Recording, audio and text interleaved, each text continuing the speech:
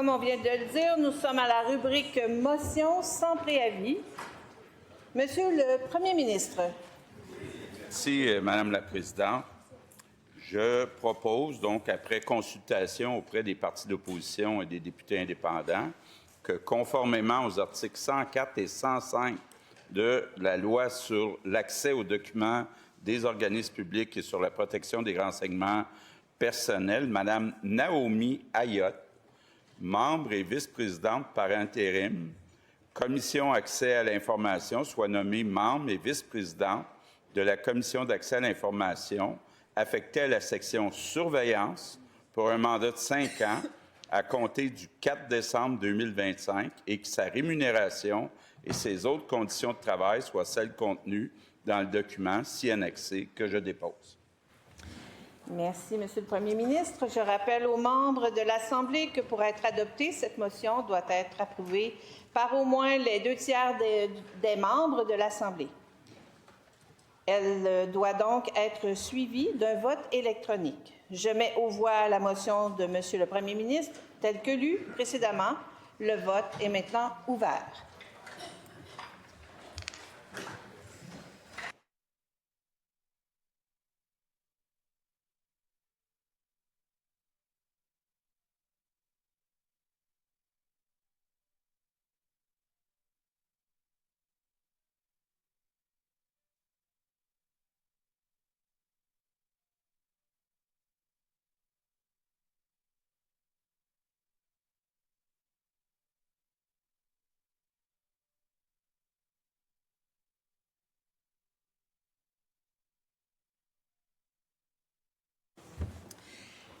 La période du vote est maintenant terminée. Madame la secrétaire générale, pour le résultat du vote, s'il vous plaît.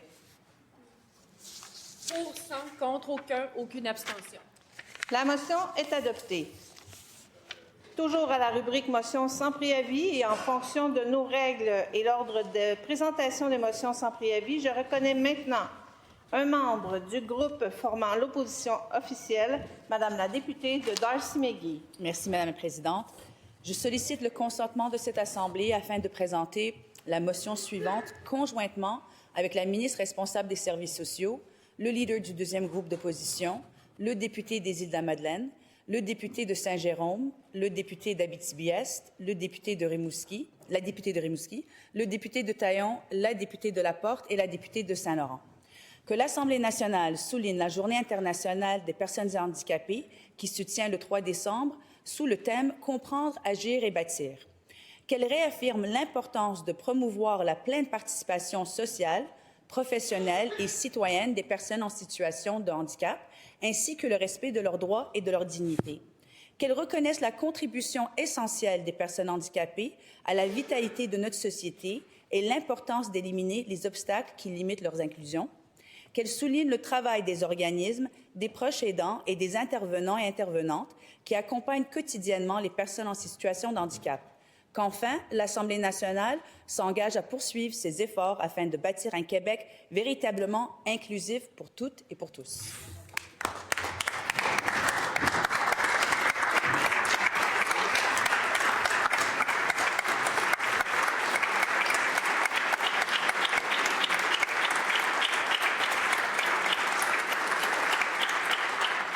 Merci, Madame la députée. Est-ce qu'il y a consentement pour débattre de cette motion? Madame la Présidente, il y a consentement pour un débat de 2 minutes de rigueur par intervenant dans l'ordre suivant. La députée de Darcy-McGee, la ministre responsable des services sociaux, le leader du deuxième groupe d'opposition et le député des Îles-de-la-Madeleine. Est-ce qu'il y a consentement pour qu'il y ait 4 intervenants et pour que la durée des interventions soit limitée à un maximum de 2 minutes chacune? Est-ce que j'ai le consentement? Consentement? Oui, parfait. Donc, Madame la députée de Darcy-McGee, la parole est à vous. Merci, Madame la Présidente. Aujourd'hui, en reconnaissant officiellement la Journée internationale des personnes handicapées du 3 décembre, nous réaffirmons un principe simple mais essentiel. Une société inclusive est une société plus forte. En tant qu'élus, ce principe doit guider nos choix politiques, nos investissements et notre façon d'offrir les services publics. Cela signifie garantir l'accès à un logement adapté, à des services sociaux adéquats, à du transport adapté fiable, à l'éducation avec le soutien nécessaire et à l'emploi. Le thème de cette année est « Comprendre, agir, bâtir ». Ce sont des mots qui traduisent les efforts que chacun d'entre nous devons collectivement faire envers les plus d'1,5 million de Québécoises et Québécois qui vivent avec une limitation physique ou cognitive, qu'ils se sentent compris et respectés. Derrière chaque statistique, il y a une personne, un enfant sous-estimé, un adulte qu'on laisse attendre, une famille qui doit se battre pour chaque service, chaque adaptation, chaque simple reconnaissance de besoins fondamentaux. Aujourd'hui, nous reconnaissons non seulement les droits et la dignité des personnes handicapées, mais aussi la contribution irremplaçable de leurs familles. Nous envoyons un message clair. Leur travail ne doit plus être invisible. Leur charge ne doit plus être assumée seule. Leur bien-être doit faire partie intégrante de nos décisions politiques. Reconnaître cette journée, c'est aussi mettre en lumière les réussites des personnes handicapées qui, chaque jour, contribuent à leur communauté et à notre société. Par cette motion, nous envoyons un message clair. Nous devons regarder nos systèmes non pas par ceux qui sont, mais par ceux qui doivent devenir.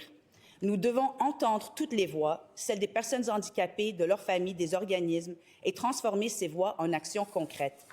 Appuyer cette motion, c'est reconnaître que l'inclusion n'est pas un geste ponctuel, c'est un engagement à faire mieux, à faire plus et à en faire maintenant. Merci beaucoup, Madame la députée.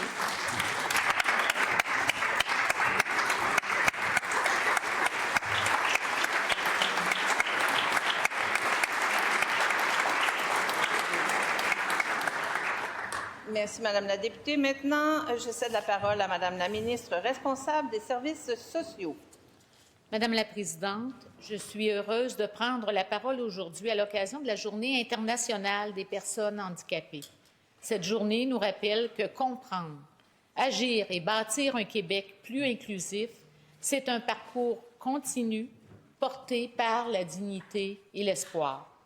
Je veux d'abord saluer toutes les personnes en situation de handicap ainsi que leurs proches qui vivent au quotidien avec des défis importants. Leur résilience et leur détermination forcent l'admiration.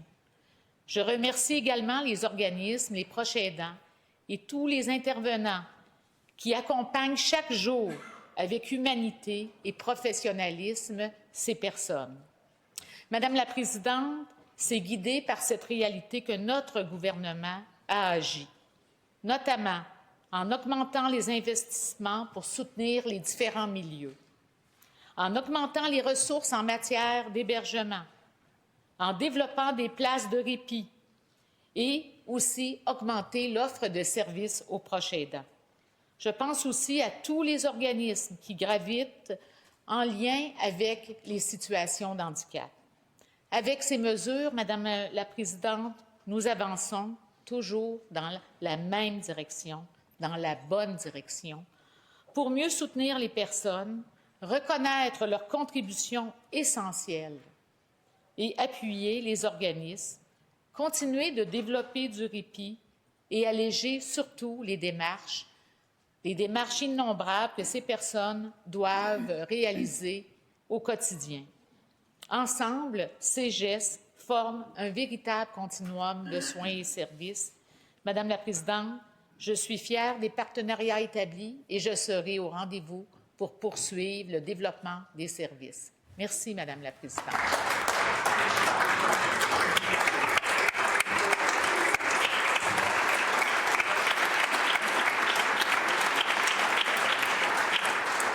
Merci, Madame la ministre. Je cède maintenant la parole à Monsieur le député de Saint-Henri-Sainte-Anne.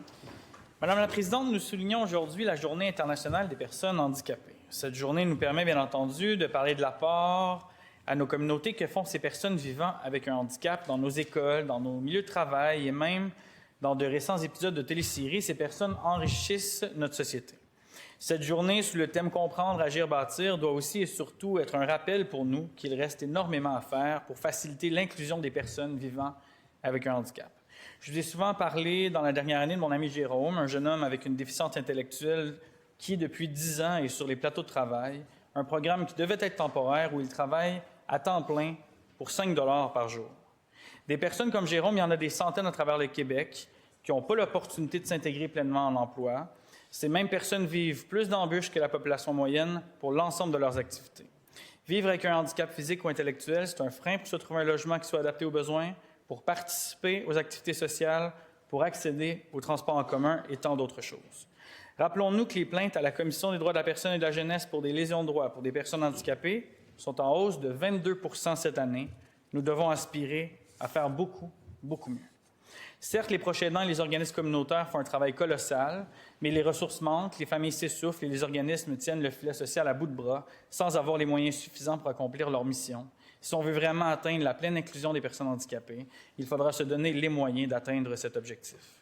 Au-delà de la sensibilisation et des campagnes d'information, ce que je souhaite voir, ce sont des engagements clairs. Visons la pleine intégration et mettons fin à l'exploitation des plateaux de travail.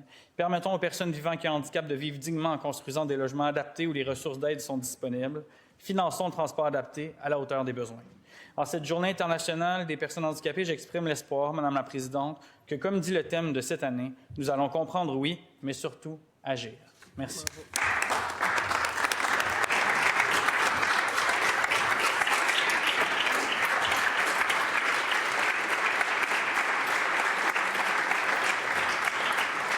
Merci, Monsieur le député.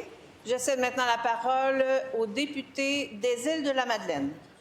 Madame la Présidente, nous appuyons pleinement cette motion qui nous invite aujourd'hui à souligner la Journée internationale des personnes handicapées et à réaffirmer des principes essentiels: la dignité, les droits fondamentaux et la pleine participation sociale, professionnelle et la pleine professionnelle et citoyenne des personnes en situation de handicap.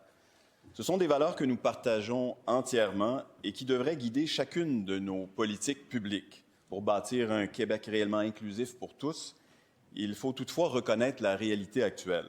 Plus tôt cette année, nous étions aux côtés du Comité d'action des personnes vivant des situations de handicap, le COFAN, pour dénoncer les compressions imposées par le gouvernement. Depuis des mois, ce sont les personnes les plus vulnérables qui absorbent les conséquences de ces choix. Coupe dans les chèques emploi-service, réduction du nombre d'heures accordées, interruption du programme d'adaptation à domicile. Pourtant, la Commission des droits de la personne avait sonné l'alarme dès décembre 2024, s'inquiétant des atteintes possibles aux droits fondamentaux suite aux coupures liées au soutien à domicile. L'avertissement était clair, mais il est demeuré sans effet. Chaque coupure fragilise un peu plus l'autonomie de milliers de personnes. Aujourd'hui, nous soulignons la contribution essentielle de ces personnes handicapées et le rapport à la vitalité de notre société, mais aussi le rôle crucial des organismes, des proches aidants et de toutes les intervenantes et intervenants qui œuvrent chaque jour pour soutenir, accompagner et permettre à chacun de vivre dans la dignité. Nous soutenons donc cette motion parce qu'elle appelle à une cohérence qui s'impose. Comprendre, agir, bâtir et bâtir ensemble un Québec qui ne laisse personne derrière. Madame la Présidente.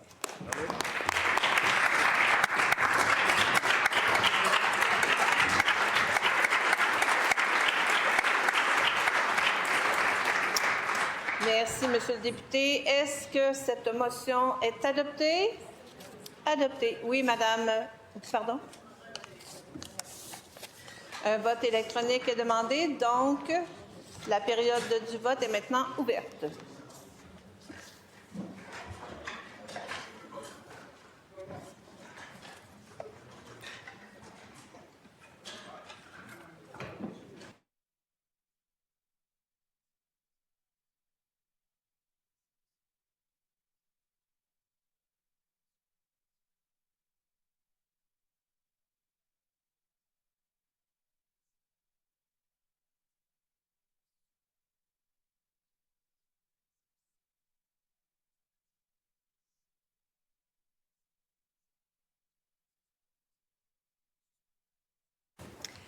La période du vote étant terminée, Madame la secrétaire générale, pour le résultat du vote, s'il vous plaît.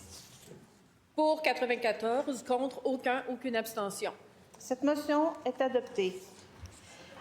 Oui, Madame la leader de l'opposition officielle.